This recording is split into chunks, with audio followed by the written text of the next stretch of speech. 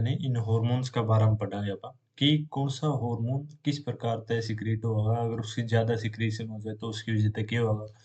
Over secretion of GH, GH मतलब जो growth hormone है, stimulate abnormal growth of the body.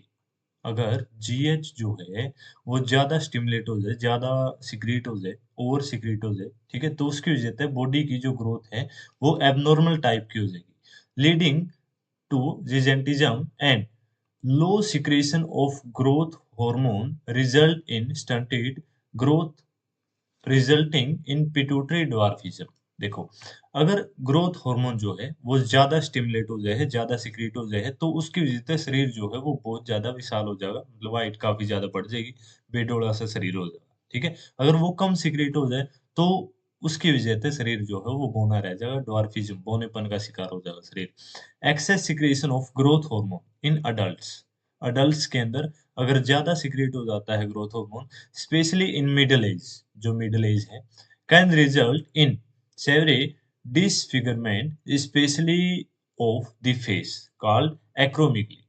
अगर growth hormone की एक्सेस सिक्रीशन हो जाए, बहुत ज्यादा सिक्रीशन हो जाए, तो उसकी वजह से जो फेस वगैरह है उसका जो साइज है ज्यादा बढ़ जाना, ठीक है, जो कि सही नहीं होता, जिससे आप एक्रोमिगली बोलांगे, which may lead to serious complication, जिसकी वजह तो बहुत ज्यादा समस्या हो जना है, and premature death if unchecked. अगर इसको इसकी तरफ ध्यान ना दिया जाए तो इसकी वजह से क्या उसका है, डेथ भी उसके। The disease is hard to diagnose in the early stage। शुरुआती स्टेज में ये जो बीमारी है, ये जो डिजीज है, इसको मतलब नहीं पहचान सकते। And often goes undetected for many years, मतलब कई सालों तक इसको डिटेक्ट नहीं करा जा सकता, until change in external feature become noticeable। जब तक बाहर के जो फीचर हैं वो नोटिस मारना नहीं शुरू कर देंगे, मतलब बॉडी जो है वो एक्सेस ग्रोथ नहीं दिखाना शुरू कर दी, तब तक इसका पता नहीं लगाया जा सकता, ठीक है। Prolactin regulates the growth of the mammary gland and formation of milk in them। जो प्रोलैक्टिन हार्मोन है वो क्या काम करवा होगा, मेमरी ग्लैंड्स की ग्रोथ करवा होगा, जिसकी वजह से मिल्क की फॉर्मेशन होगी उसके अंदर। And TSH stimulate the synthesis and secretion of thyroid hormone from the thyroid gland। जो TSH है वो क्या कराएगा, स्टिमुलेट कराएगा और सिंथेसिस करवाएगा थायराइड ग्लैंड के द्वारा थायराइड हार्मोन की। ACTH stimulate the synthesis and secretion of steroid hormone called glucocorticoids from the adrenal cortex। जो adrenal cortex है उसके द्वारा जो ACTH है वो सिक्रेशन करवाओगा, सिंथेसिस करवाओगा स्टीरॉइड हार्मोन की। इन स्टीरॉइड हार्मोन की ग्लूकोकोर्टिकोइड्स भी कहा जाता है। LH and FSH stimulate gonadal activity. जो LH है और जो FSH है वो गोनेडल एक्टिविटी, मतलब जो टेस्टिस ओवरी होगी उनकी एक्टिविटी ने कंट्रोल करवा होगा, and hence are called gonadotropin, और इस वजह से गोनेडोट्रोपिन कहा जाता है।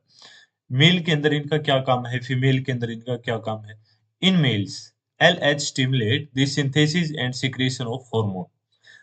मेल के अंदर जो LH है वो क्या काम करेगा, स्टिमुलेट कराएगा और सिंथेसिस करवाएगा हार्मोन की सिक्रेशन करवाएगा, जिनकी कहा जाएगा एंड्रोजन, जो टेस्टिस में सिक्रेट होगा।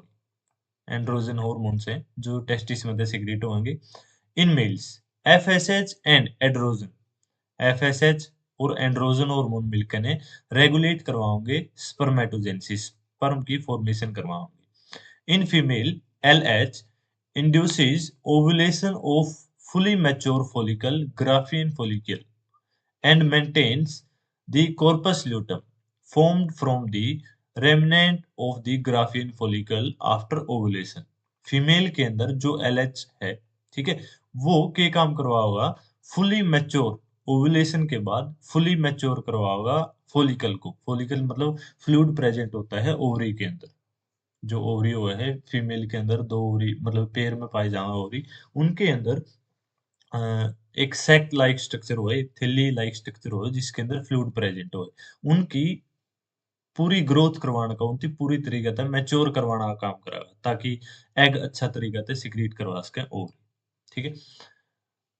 एंड मेंटेन कॉर्पस ल्यूटम, और कॉर्पस ल्यूटम ने मेंटेन करने का काम करेगा, जो कि ग्राफियन फॉलिकल का शेष भाग तक बने हैं ओवुलेशन के बाद।